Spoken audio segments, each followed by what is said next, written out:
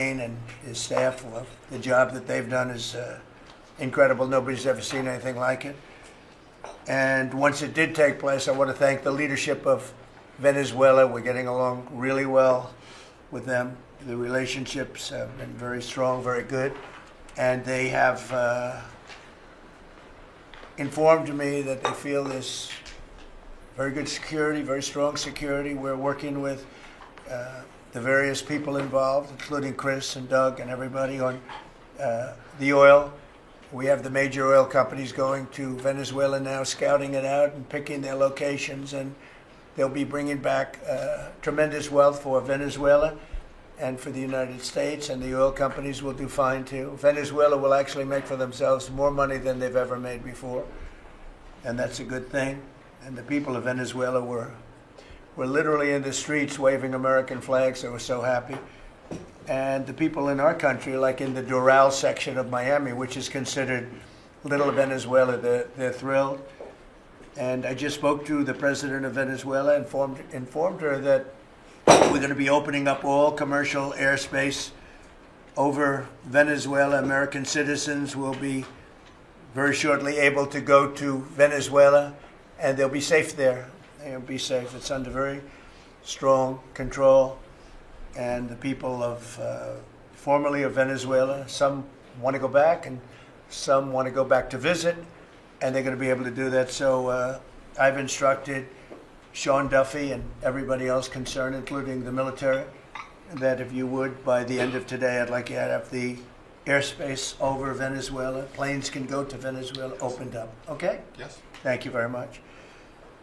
And I want to thank all of the people in Venezuela for what what they went through, and I want to thank the leadership for really they're doing a good job. And just as I promised, we've defeated the Biden inflation nightmare and achieved explosive new economic growth. The Atlanta Fed is predicting an astounding 5.4% GDP growth in the fourth quarter, and that's despite the fact that we had a Democrat shutdown. We would have had that number would have been 7%, which is a number nobody's ever heard of. And we've been given great national security because of tariffs, and we've also been given unprecedented income because of tariffs. Part of the income that we gave, $12 billion, we gave to the farmers of our country, so that yesterday I was up in Iowa, and they were very happy, Madam Secretary. Yes, sir. They were very, very happy. They were great. Grateful. So the GDP growth in the fourth quarter was great, and it's going to be, I think we're going to have an amazing and incredible year. Hopefully we won't have a shutdown. We're working on that right now. I think we're getting close. The Democrats, I don't believe, want to see it either. So we'll work in a very bipartisan way, I believe, not to have a shutdown. We don't want a shutdown. And just yesterday, the S&P 500 hit 7,000 for the first time ever. There's never been any time at which it's done like that. And the other stocks also, I think it was 52 times for the Dow, had hit a record high. But the 7,000 was not a number that was even thinkable if you go back a year ago. So S&P hit 7,000 for the first time ever. The stock market has set, it's actually 53 all-time record highs since the election, adding $9 trillion in value to savings, retirement accounts, and 401ks. And I mean, everybody benefits, but we have record stock markets. Companies have never done well. And most importantly, if you think about it, after 4 years in which Biden got much less than $1 trillion of investment into our country, actually it was taken over 11 months, even though we're 12 months. In 11 months, we've taken in more than $18 trillion. So they did less than $1 trillion, Scott, in a period of 4 years, and we've done $18 trillion in less than 1 year. So there's never been anything like that. No other country has done those numbers, by the way, in history. 10 years ago, one country did $3 trillion. No other. We did $18 trillion. Is being invested now. Thousands of businesses, plants, equipment all over the country are being built right now. And they're going to be opening pretty soon. And when they open, you'll see numbers like nobody's ever seen before. The economy is doing amazingly well. I wish the press would report it, but people are finding out. They're seeing it. It's coming. It's becoming pretty evident. It's hard to hide. Biden inflation, which is really stagflation, cost the typical family $34,000. Think of that, $34,000. But after 1 year, growth in real incomes is outpacing inflation by more than $3,000 under Trump. So one cost $34,000 and one made $3,000. That's a big swing. Gasoline has plunged to, think of this, over $4 a gallon, depending on where you are. In California, it's $7, $8 a gallon. I was in Iowa, and they had $1.85 because I had it at $1.99 a gallon. And I was corrected by two farmers that said, I just bought my gasoline for $1.85. So, Chris, you have to be doing something right, you and Doug, right? But I don't want to give you too much confidence. You got to keep it going. We're drilling, I think I can say we're drilling more than at any time ever in the history. We're taking out more energy out of our land, but specifically, if you look at oil and gas, we've never been anywhere even close. Is that a correct statement? That is correct. All-time records. Yeah, great. It's a great job. Well, it's supply and demand. So that's going down rapidly. And, you know, when energy goes down, everything else goes down. They tried to do their thing. It was a disaster. Then they ran back very late to the Trump policy, but they didn't do the Trump policy. They cut leases. They did everything that they could do, but they lost it. And they were very high, and we're now less than $2 in many areas, $2.30 a gallon average. Grocery prices, airfares, hotels, car payments, and rent prices are coming down very fast. And you don't hear the word affordability issued by the Democrats anymore. Now they're going into other things because they're getting beaten badly on affordability. Remember that when I was elected, I came into office, I inherited a total mess, starting with eggs, which were 4 times higher than they were just a year before. And Brooke got them down very quickly before Easter. They said they wanted me to buy plastic eggs for the egg hunt, at the very famous egg hunt at the White House. Sir, would you buy plastic eggs? I would buy a lot, like 100,000 eggs. I said, we're not going to buy plastic eggs. And by the time we had the egg hunt a few months later, we had the prices down pretty good. And now they're really low. Now they're at a very low level. So we really have, you don't hear the word affordability because we inherited very high prices and we inherited the highest inflation in 48 years. I say the history of our country. I think it sounds almost the same. Actually, I think 48 years sounds actually worse for some reason. So I'll go with the 40 because the press corrected me. I said history and they said, it's not history, it's 48 years. I said, I'll accept that. And we had the highest inflation in 48 years. We have now as you saw yesterday with the Fed, I'm not a fan of his, he said that inflation essentially is not a factor. It's really been pretty amazing. I just put out a statement about his statements. I won't repeat them here because they're too angry. And thanks to our tax cuts, millions of Americans will soon receive record-setting tax refunds. You're going to get a lot of tax refunds, with the average refund expected to be over $1,000 higher than it has been at any time. So we're going to be getting some pretty good refunds, a lot of people. If congressional Democrats had their way, Americans would right now be facing the largest tax hike ever. You know, their proposal was to raise taxes very substantially. And our proposal, which is in the great, big, beautiful New Deal, it's a New Deal in its own way. It's a Republican version of the New Deal. Right behind you is a nice picture of FDR. This is a much better deal than the FDR deal.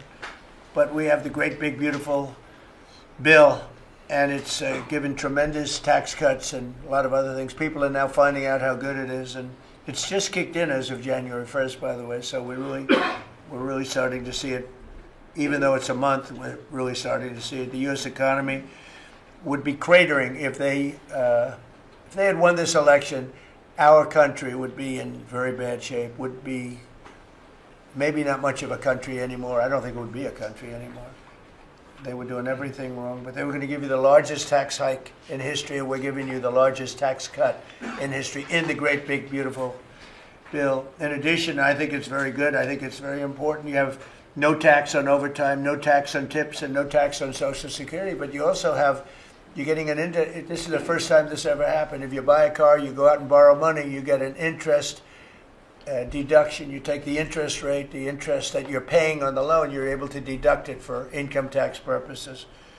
So that's a first ever, and I think it's going to be great for everybody, including the car companies. I was in Detroit 3 weeks ago. I went to the Ford factory, spoke to the General Motors people. It's all the same.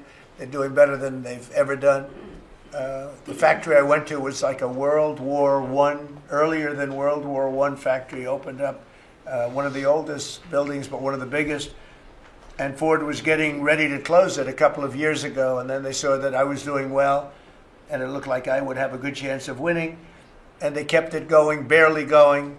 And last week they announced, during my visit, they announced that they're going to round the clock production. They never thought it was. I said, did you ever think? I spoke with Bill Ford and the president of Ford. They were both there, and they said, we can't even believe it. We were going to close this building 2 years ago, and now it's going round the clock. He said, we cannot. I mean, they said, we wish it was twice the size, but they're now building additional plants in the United States, as is everybody else. You have AI building, but the car companies, I love the car companies, and you have them, they're all coming back. They're coming back from Mexico, they're coming back from Canada, they're coming back from Japan, and they're coming back from Germany, all over Europe. They're coming back, they're building here because they want to avoid the tariffs. They don't want to pay the 15%, in some cases 25% tariff. Could be a lot higher than that if it wasn't working. So because of that, they're all coming back.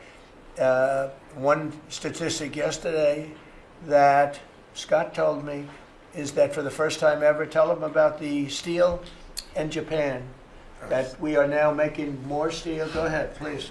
So yesterday they reported for the first time in 26 years, the United States of America produced more steel than Japan. Wow. And that is entirely driven by your tariffs.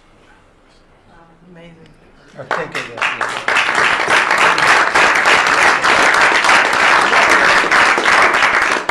He obviously said that much better than I did, because I got no applause, and I'm giving you home run after home run. He says one thing and everybody else.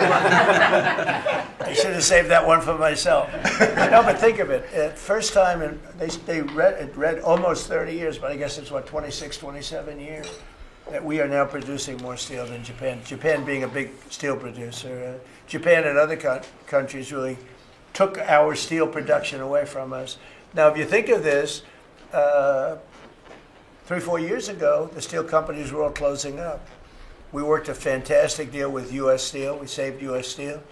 And now it's all coming about. But and that's just the beginning. There are a lot of steel plants right now being built. So that's an amazing number. Nobody would have believed that. If you would have said that 3, 4, 5 years ago, people would have said, yeah, it's not a true fact. But so it has to be true, because otherwise you question me on everything. I have to be extremely accurate. I don't exaggerate it. I don't want to exaggerate, because you will call me. You don't call other people, but you would call me under my most favored nation spot, which I think is the most important thing, Bobby, of all what we've done, because we're bringing drug prices down by 80, 90%, depending on the way. You could say 5, 6, 7, 800%. Depends on the way you want to calculate it, right? But let's go the old-fashioned way. But drug prices for prescription drugs will be down 80, 90%, 75%, 68%. They've only gone up for years and years and years. They've only gone up, and now we're going to have essentially the most favored nation. We're going to have the most favored price in the whole world. Whatever the lowest price in the world is, that's what we're going to pay. And I don't want to go into a big deal, but nobody else could have gotten this but this administration. I'm being very nice when I say that. The cost of prescription drugs is coming down by a number that was never even thought of. This will have a huge impact on healthcare, by the way, because obviously drugs are a big part of healthcare, and it will help repair some of the Unaffordable Care Act's damage that they've done, because the Unaffordable Care Act, which is Obamacare, it's unaffordable.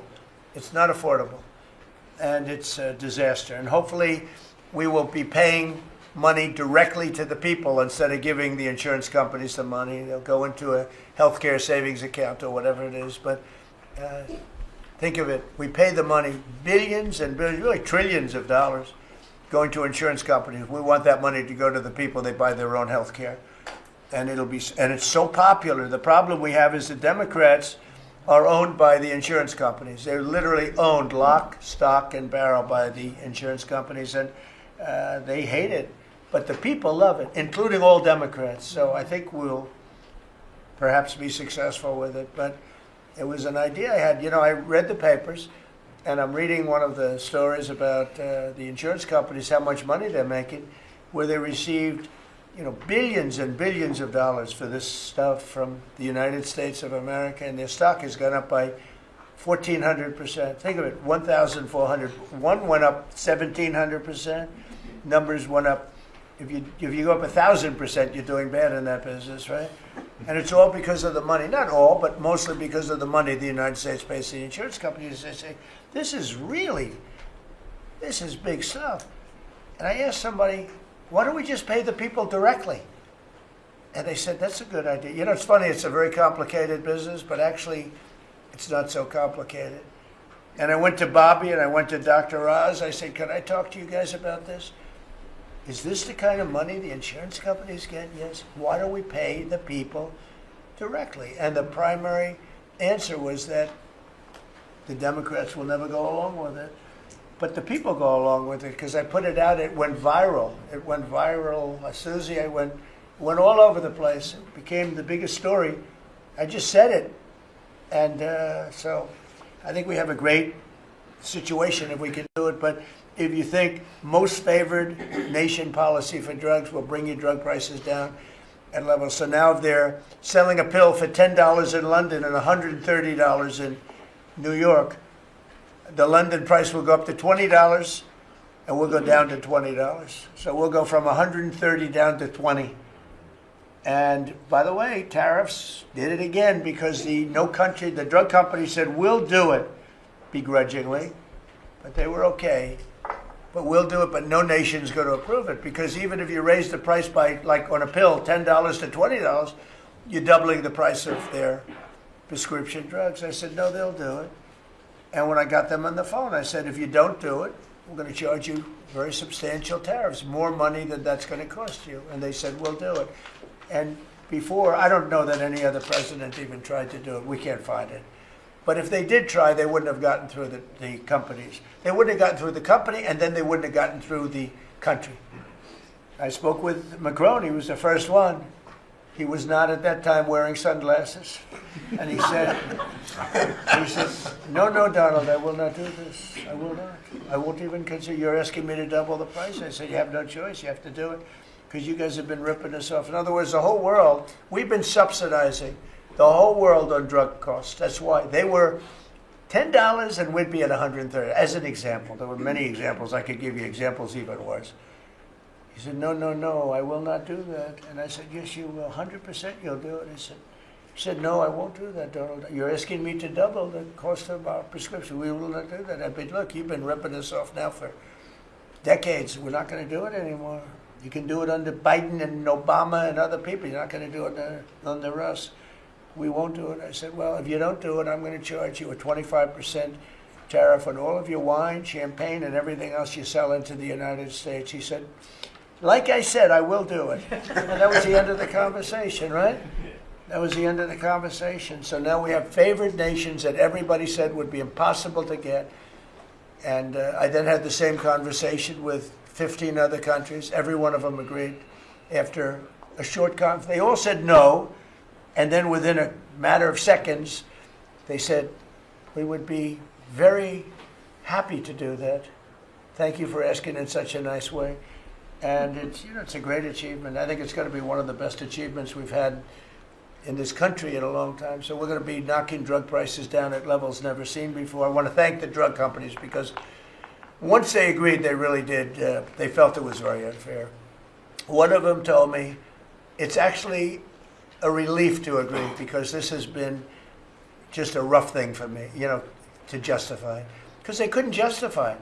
I said, how come in London I can buy something for $10 and in New York I have to pay $130? And they go, well, you know, it's research and development. I said, yeah, but you have research and development from them. Made in the same factory, made in everything. This is where my friend, who's very successful, I told you, a seriously overweight person, he takes the fat pill or the fat shot. And he was in London and he said, cost $87 there, cost $1,300 in New York. What's going on? He called me up. And I mean, I knew that, but he put it in a very blunt way. I've known him a long time. He's a crude individual, but smart as hell, made a lot of money. But he just thought it was sort of ridiculous. He happened to be in London and he got the shot, you know, Ozempic, I think, or one of them. And I told him it wasn't working. It was, for him, it didn't work. And he brought up a good point. It didn't work. I told him, he knows who I'm talking about. He's going crazy. He begs me not to mention. He's not talking about me, ladies. No, it's not our great vice president. No, but he begs me not to mention his name because he's become very famous without mentioning his name. And he is actually a very well-known business person. But he did make a point. But I knew the point very well. We were always paying far more than any other nation. We were subsidizing the world. Right now, there's no more of that. So we're going to be bringing the drug prices down at numbers never seen before. It's going to have a huge impact, positive impact on healthcare. So with that, we are going to ask a couple of people to say a few words. And we're not going to go through the whole table because the last time we had a press conference, it lasted for 3 hours. And some people said he closed his eyes. Look, it got pretty boring. In all fairness, I love these people. But there's a lot of people. It was a little bit on the boring side. But I didn't sleep. I just closed them because I wanted to get the hell out of here. Some of them, I didn't sleep, by the way. I don't sleep much, let me tell you. But, you know, it's funny. Some of them got me in a blink. You know, when you go like, and they took me as at the closed segment of my cycle. And they said he's sleeping. And besides that, Marco, between these two guys, if I was sleeping, they'd be waking me up very soon. They'd be knocking me, come on, you got to wake up, boss. But no, we've had great meetings. Look, we're the most transparent presidency by far, and I love going around the room, but we're going to pick a few people. I think I would like to ask Steve if he could just give us a brief description of how well we're doing in the Middle East, because we have peace in the Middle East now. There's a couple of little minor flames that we put out very easily. And very importantly, we got our last hostage back, which is incredible. Unfortunately, this was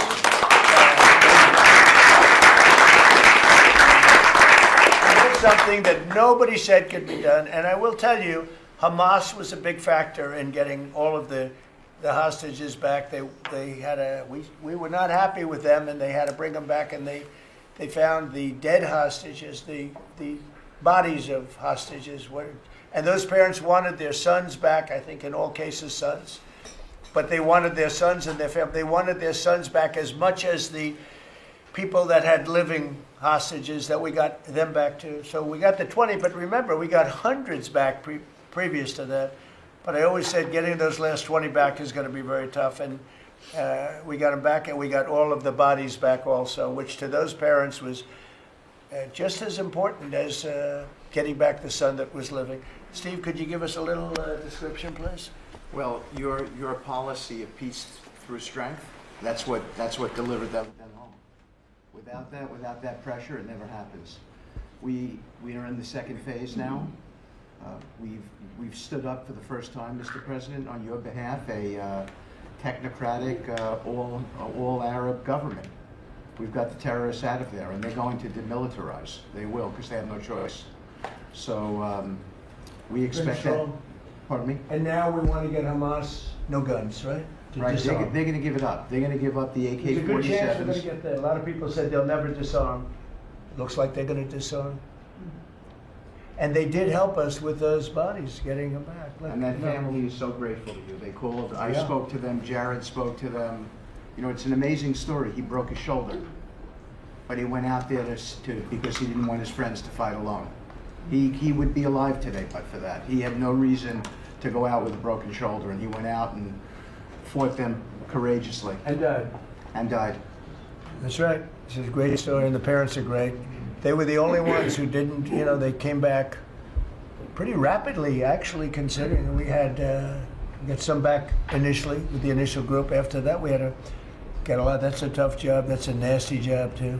Who would want that one? That's a nasty job. And between Israel and Hamas working together, if you can believe it, they got them back. And we got the last one back yesterday, and the parents are so happy. It's amazing, actually, how We sent a message that's on your behalf, as you suggested, and they were so grateful. I guess grateful to me is a much better word, because it's hard to be happy, but they were actually. I mean, they couldn't believe that they had their baby boy. The mother said, my baby boy back. It's a very terrible thing. Steve, Russia, Ukraine, we're making a lot of progress. Could you explain that? The Ukrainians actually said that we've made more progress since Geneva than they've seen in the last 4 years of that conflict.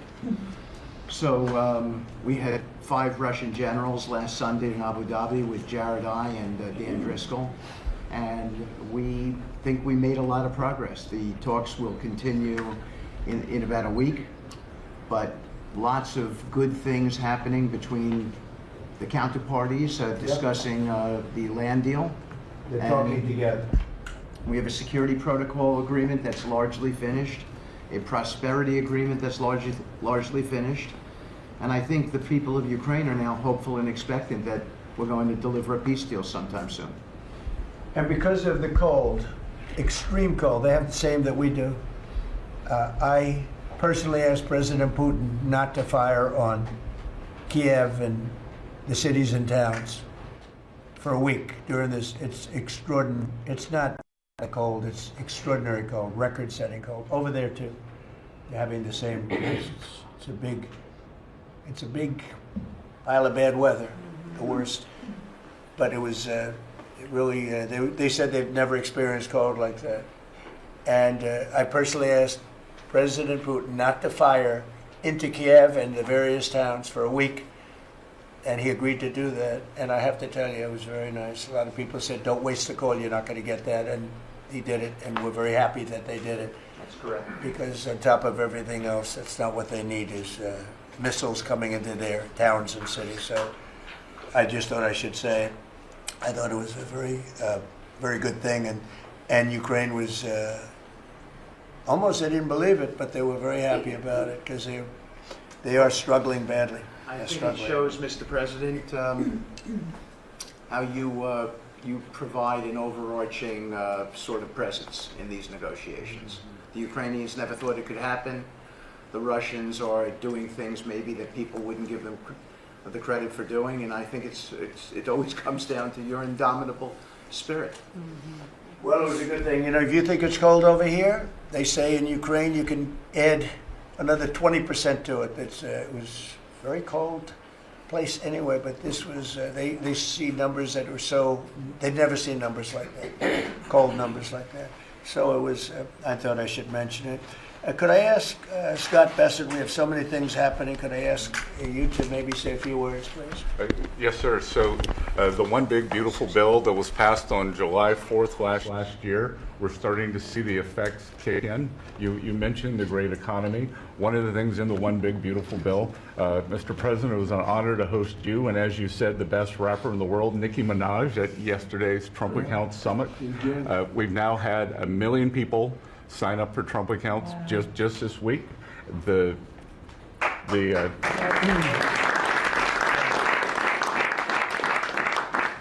think there'll be 25 million families who are eligible. The segment that you and she did has 1 billion hits. 1 billion hits on the internet. So we're telling everyone, go fill out form 4547, trumpaccount.gov. So thanks to you, the Trump accounts, the next generation's America will benefit from today's record-breaking economy, record-breaking hits. Sir, when we came in, the Biden administration had destroyed the American people with the 3 I's: immigration, inflation, and interest rates. Immigration, check, you close the border. The inflation, as we've heard, back down to target. Prices are coming down, and interest rates, we hope there's more on the way. We've got gains in wages, low prices, and I think 2026 is going to be the year for the Trump boom. It's going to be a supply side boom. I enjoyed the trip out to Iowa. In the diner, the staff there was thanking you for the no tax on tips, and they're expecting big refunds from that. We saw the CEO of John Deere, who said, thanks to your tariffs, new plants in Indiana, Carolina. Two massive plants being built by John Deere. And he's the chairman and CEO, wonderful guy. And I said he was at the event we had in Iowa, which is appropriate, John Deere, Iowa.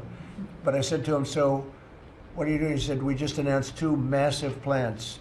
In fact, they're going to have one plant for excavators. And he said, there hasn't been an excavator built in this country in years or something. He said, they're taking it out of Japan and they're moving it into the United States. Two very big plants. And I said, so why are you doing it? He said, because of you and because of tariffs. I said, if we didn't have tariffs, would you be doing it? He said, absolutely not. So it's very important, and I hope we're going to be successful with the Supreme Court case, because we're waiting, and we're taking in hundreds of billions of dollars, and we don't want to give it back, number one. And number two, and you know, the people that are fighting us on that case, by the way, are China-centric. These are people that are for China, but they're also outside of the United States. These are countries that have ripped us off for years and years, charging us tariffs. And now we're doing an amazing job, and we're getting it back. We're getting it all back and then some.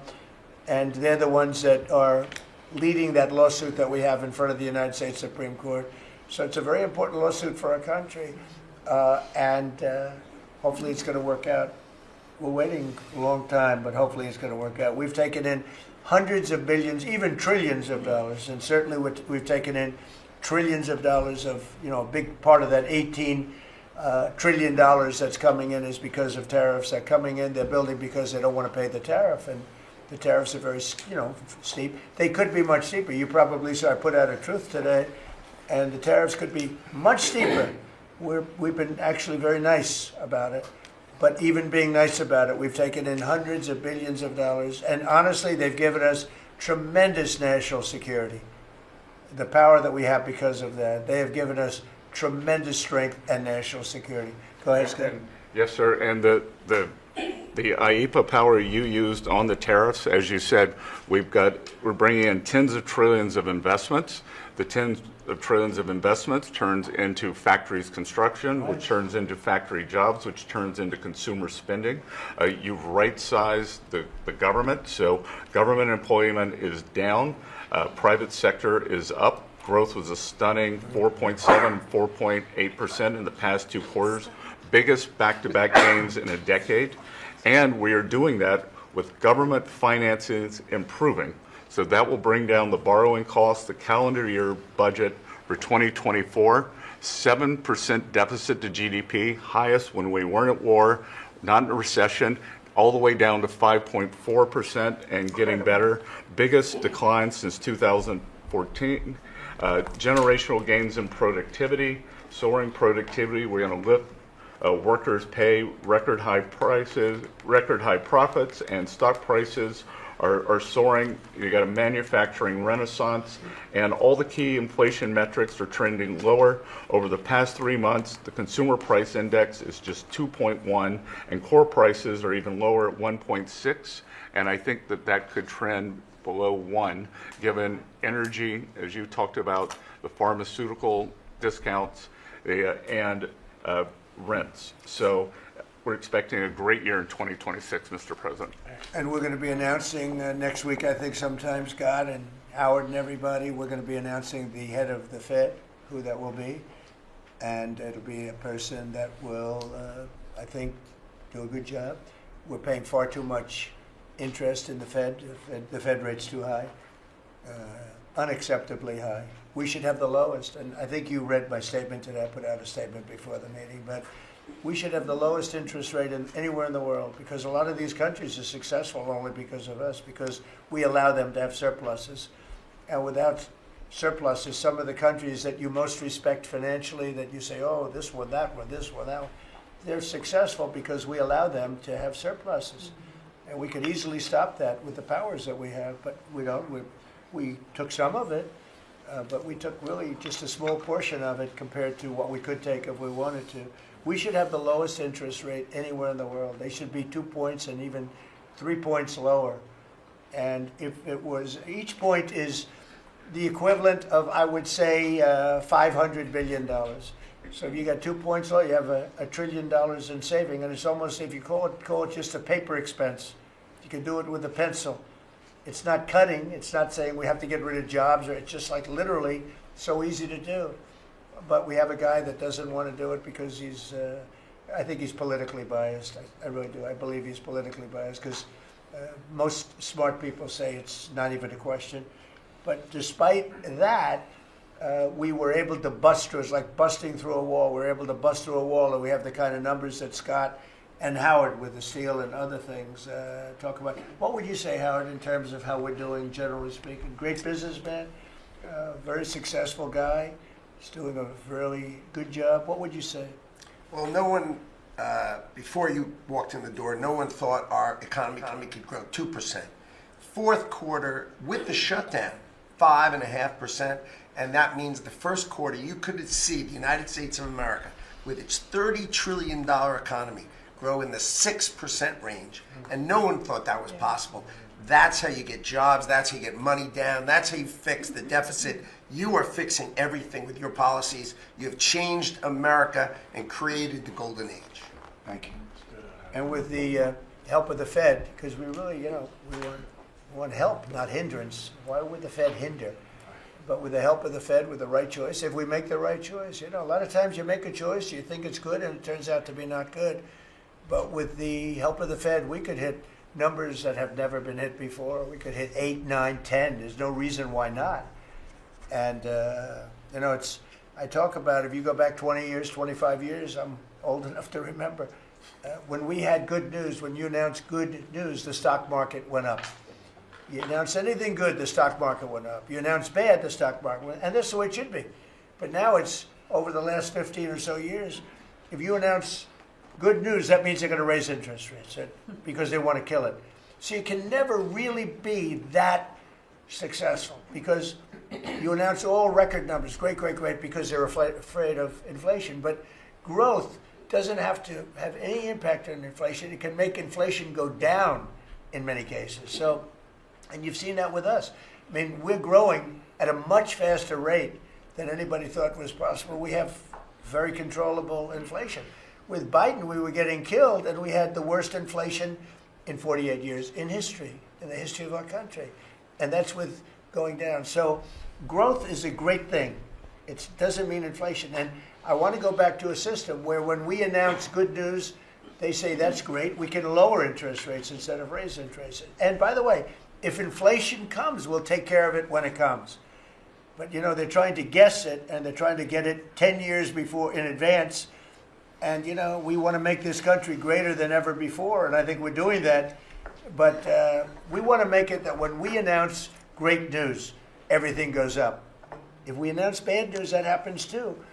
We bring it down, and we control, and we do what we have to do. But we can have numbers in the upside like nobody's ever seen before. I want to ask Bobby to say a few words, if he would, about some of the incredible things that we've been doing in your department with Oz and everybody else.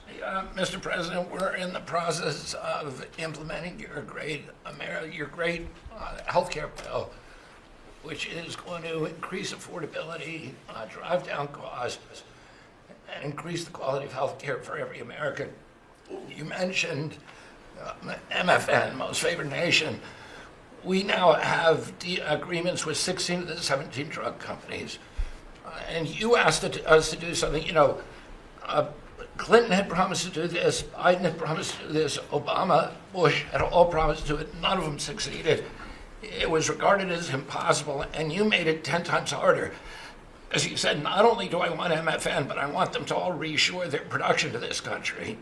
And they don't have any money to do it because we've taken it all from them. And I want to make sure we continue to lead the world in innovation. We succeeded in all of those goals. And the proof that we did that is after we signed those agreements, the stock prices for those companies went up $1.3 trillion. Amazing.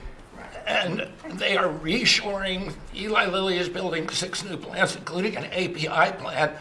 So the next time that we have a pandemic in this country, we're not going to be stuck buying API from China, who cuts us off.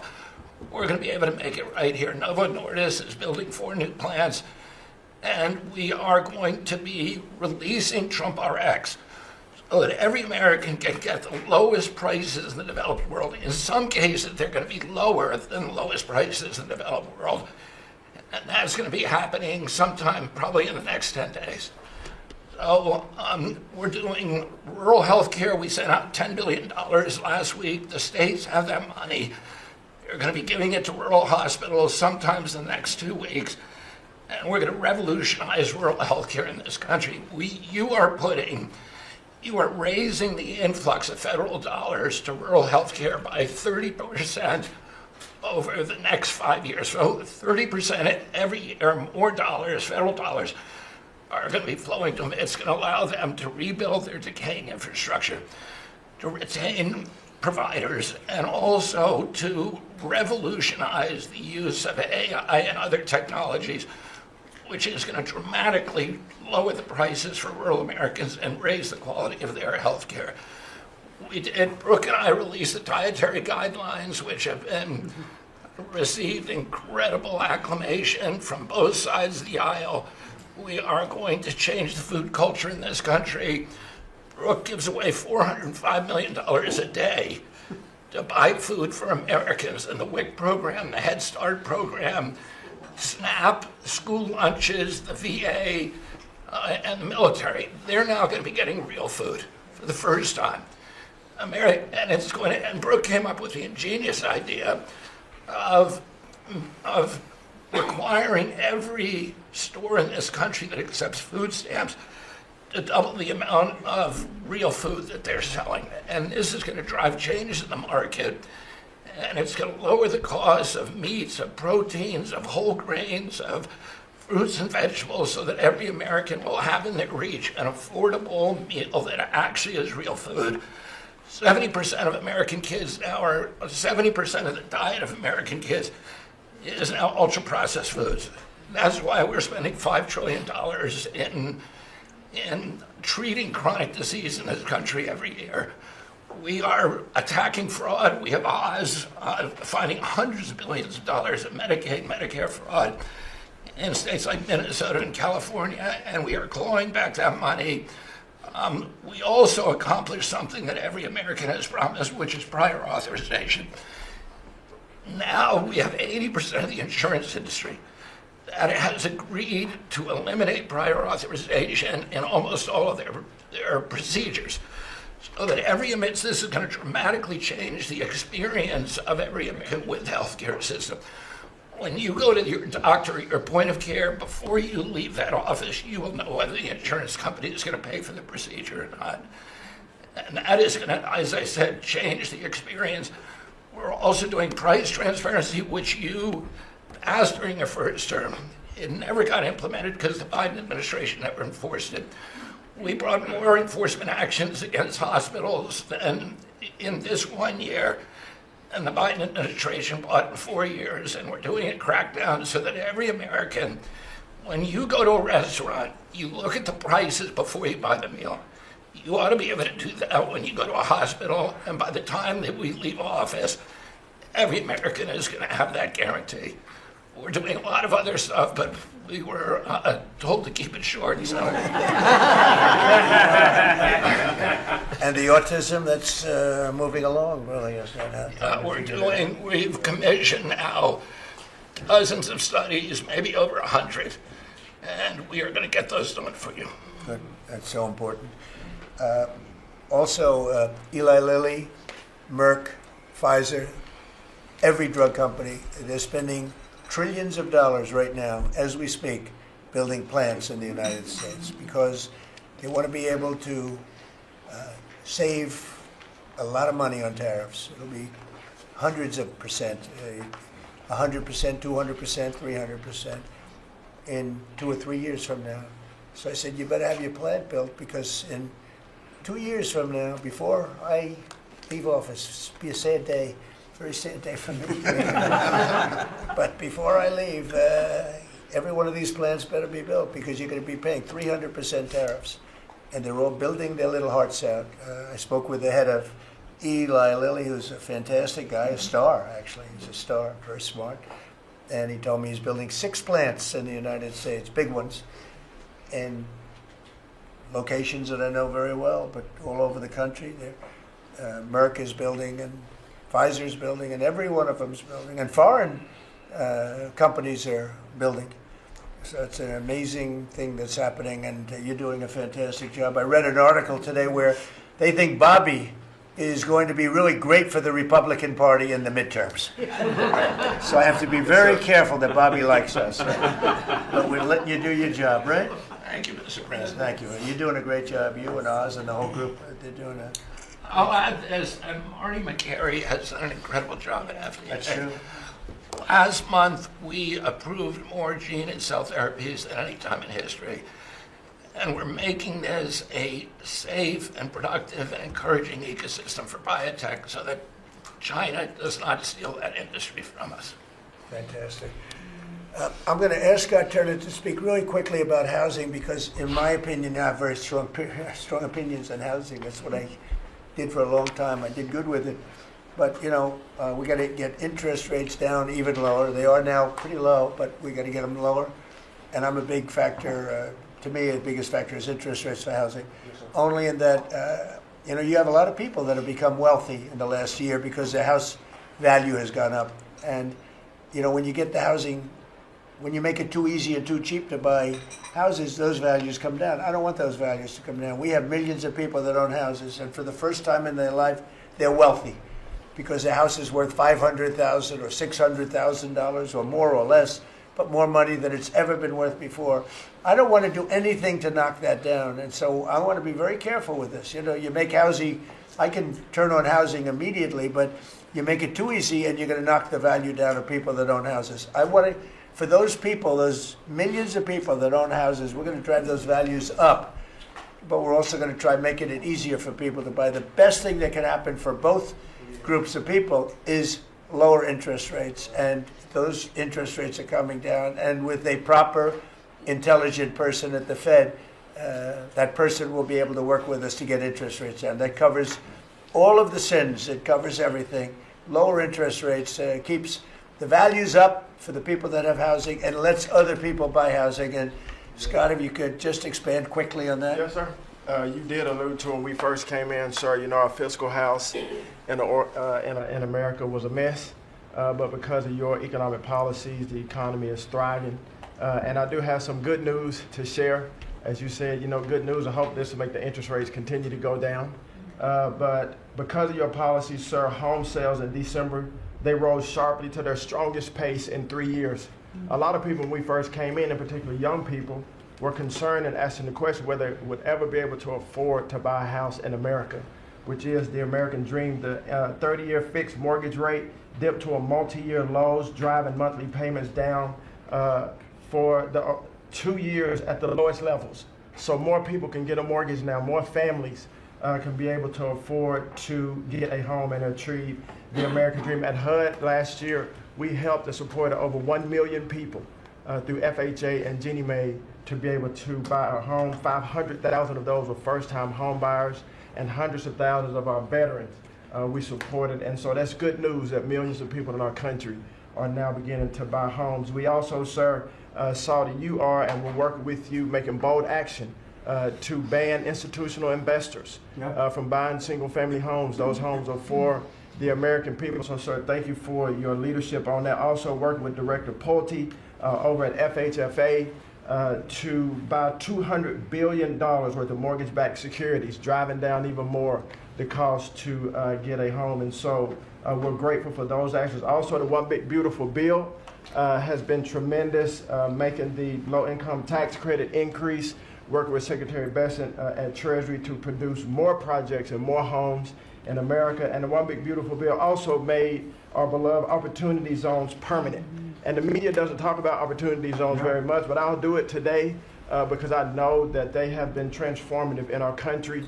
Over 1 million people lifted out of poverty, sir, in opportunity zones, 300,000 new units of housing in opportunity zones, and a 3.4 increase in the value of houses. And that's by the way, we have to give him credit. Senator, he's a great guy. Tim Scott came to see me, first administration term, and he had this idea for opportunity zones, and he gave me the idea. We did it. We implemented it. It's one of the most successful programs in the history of our country, and nobody talks about it. The press doesn't talk about it, but I want to just tell you, Tim Scott, Senator, South Carolina, did a great job, right? Did a wonderful job, yes, sir. Did a good job. He's a good man. Yes, sir. And so those have been made permanent now.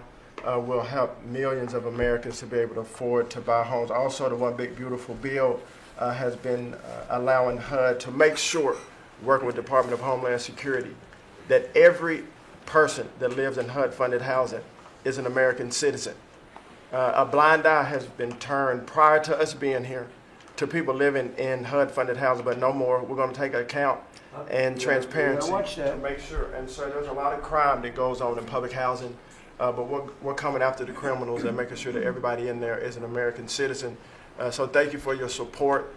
We are now have taken possession of our new building in Alexandria, and we're going to save the American taxpayers hundreds of millions of dollars. So, sir, thank you for your support and your leadership. Good job. Thank you, Scott. Great job. Appreciate it. One of the things Scott said, though, is, again, existing housing, people that own their homes, we're going to keep them wealthy. We're going to keep those prices up. We're not going to destroy the value of their homes so that somebody that didn't work very hard can buy a home. We're going to make it easier to buy. We're going to get interest rates down. But I want to protect the people that for the first time in their lives feel good about themselves. They feel like they've, that they're wealthy people. And I want them to understand it. There's so much talk about, we're going to drive housing prices down. I don't want to drive housing prices down. I want to drive housing prices up for people that own their homes. And they can be assured that's what's going to happen. Chris, could you say a few words about energy, please? You bet, Mr. President. I can say with confidence that your energy dominance agenda is firing on all cylinders. And Russia combined, the number 2 and number 3 producers. Our natural gas production today is greater than Russia, China, and Iran combined, the 2nd, 3rd, and 4th largest natural gas producers. Huge production in the United States. Secretary Burgum at the Interior Department has taken in more money on oil and gas lease sales in the first year of this administration than the entire 4 years of the Biden administration. And beyond oil and gas, 6 new coal leases under this first year of this administration from the Interior Department, and coal production is growing again in the United States after years of decline. And this beautiful clean coal was the MVP of the huge cold snap we're in right now. I can say with some confidence, hundreds of American lives have been saved because of your leaning in and stopping the killing of coal and revitalizing coal. Coal, over the last few days, where we're at peak demand in electricity, has delivered 20 times more electricity than solar and batteries. Think about that, 20 times more. In industry, coal doesn't mind very cold weather, right? Clean, you're not allowed to say the word coal without proceeding by saying clean, beautiful coal. Clean, beautiful coal. It's not affected by bad weather. Rain, snow, sleet, freezing cold. How does it react under freezing cold weather? It steps up and delivers big time. In fact, what coal did during this storm was deliver massively more electricity than it was delivering a month ago, because we needed far more electricity. Who can step up? The windmills, by the way, are all frozen. You know that they don't turn. The windmills aren't turning. The windmills that these fools paid for. The fool is this country, because the people that have the windmills get massive subsidy, and they make a fortune on windmills that don't even work, and they don't produce anywhere near what they should be. And it's the worst, most expensive form of energy there is. And by the way, Europe is destroying itself with the stupid windmills they're putting all over their beautiful areas of most magnificent landscapes in the world, and they're just destroying. Europe better get smart. between immigration and energy, they're destroying. It's not recognizable. They've got to smarten up before it's too late. Please go ahead. Yeah, in New England, with somewhat European energy policies, at peak demand time, very cold in New England, wind, solar, and batteries that you were just speaking of delivered less than 3% of the electricity needed at peak demand time, and that's when it matters. Because if electricity goes out when it's very cold, people die. Over 200 people died in a smaller cold snap during the Biden administration. This was massively larger geographically. We've had no failure of the electricity grid, no failure of long-distance transmission lines. Local distribution lines have iced up and come down, and we have people from all over the country working to get those back up because people need their lights back on. But your energy policies delivered just a dramatically different outcome for the American people. If we'd continued the Biden-era policies for one more year, continued to shut down coal plants, continued these crazy climate restrictions that wouldn't even let power plants run at maximum demand time, we hadn't liberated all the backup generators that are sitting there. We gave up an emergency approval, So a lot of run those everything. plants that we're going to close, coal plants that were modern and good and threw off very little problem, and that were really powerful. You know, by the way, China does most of everything they're doing with coal. Not that we want to copy anybody, but you know, they make the windmills, but they don't have a lot of wind farms. That's somebody ought to look at that. How many wind farms do they have? Very, very few. They make them, they sell them, they make a fortune, but they don't use them. So the coal, I mean, I understand they're using it also as a great backup. So you build a plant, but they have it as a backup in case of tragedy, in case of really bad weather, et cetera, et cetera. They actually store coal on the site of other plants so that if they need emergency energy, the coal is always going to be there, whereas other things aren't. Is that correct? Exactly. Coal just stepped up here to 25% of our electricity during this high demand time. Natural gas, coal, and nuclear. They are what run the American electricity grid. The others are ornaments and often expensive And you ornaments. stopped plants Drive from up being prices. demolished, right? 17 gigawatts of coal generation plants were slated to close last year that were stopped from being closure by this And if administration. they were closed, we would be really tight on energy. We would have had significant blackouts at these peak cold times, and extrapolating from the last storm during the Biden administration, I think at least hundreds of deaths. Because in the South, a lot of heating is done with electricity generation. If those grids go down, people die. So these, and when going back to the Working Families Tax Cut Act, or the One Big Beautiful Bill, that got rid of $500 billion of subsidies, energy subsidies, that do nothing but make energy more expensive and less reliable. And under this administration, we've spent massively less on energy, and we've delivered massively more on energy. And when you have more energy of lower prices. It's a fantastic job. You and Doug. Doug said, you got to get this guy, Doug. You got to get this guy, Chris, right, and get him as soon as you can. I said, but I want you to run energy. He said, well, I'm good at it, but he's better, right? Didn't you tell me that? So I gave him the land, I gave you the energy, right? And it's a great combination. I mean, they literally have, I said, maybe we'll merge it in some way. They said, we don't have to. We get along. They work together, right, with the land. He's got the land and the energy. He's got the knowledge to take it out. It's been a good combination. This administration, the whole administration, and your leadership has been very focused on energy, because we can push down energy prices, we can lower costs on Americans, and we can raise wages by bringing jobs and opportunities here. It is a transformative